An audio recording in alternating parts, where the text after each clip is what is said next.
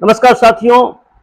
NEET paper leak, Jantar Mantar पर हुए उपद्रवी भीड़ और आंदोलन के परिणाम स्वरूप भारत के शिक्षा मंत्री के इस्तीफे के बीच हम आपको लिए चलते हैं 2008 में।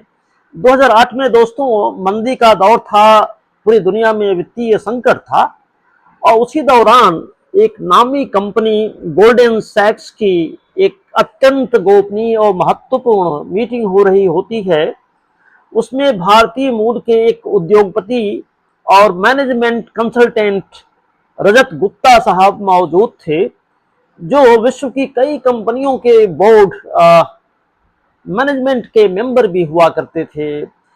उस बैठक में एक नीतिगत फैसला हुआ था कि वॉरेन बफेट करीब $5 बिलियन का निवेश करने वाले हैं और यह गोपनीय जानकारी रजत गुप्ता ने अपने दोस्त राजरत्नम जो श्रीलंका के थे उन्होंने फोन पर दे दी थी।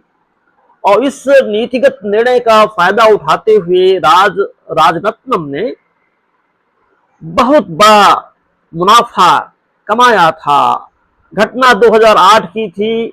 2012 में फेडरल कोर्ट ऑफ यूएसए ने एक निर्णय दिया जिसमें रजत गुप्ता को 2 साल की सजा दी गई और भारी जुर्माना भी उन पर लगाया गया।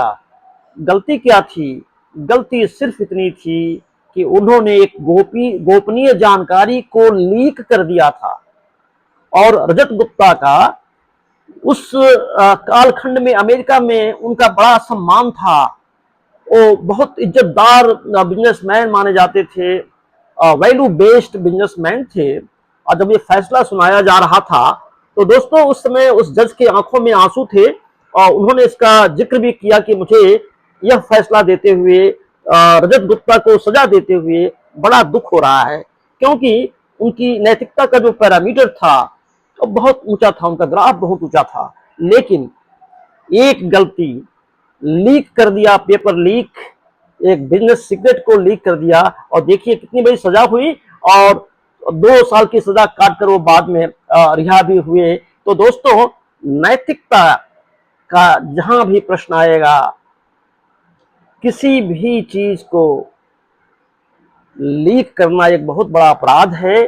चाहे वो किसी छात्र ने लीक किया हो, चाहे किसी उसके अभिभावक ने उसको लीक किया हो, चाहे किसी सरकारी अधिकारी ने किया हो। जीवन भर वकील जो है अपने मुवक्किल के पक्ष में फैसला दिलाने के लिए बहुत सारे झूठ भी बोलते रहते हैं, लेकिन जिस दिन वो न्यायाधीश की कुर्सी पर बैठते हैं तो उनका पैरामीटर, उनकी दृष्टि बदल जाती है। तो ये लीक करना एक बहुत बड़ा अपराध है दोस्तों।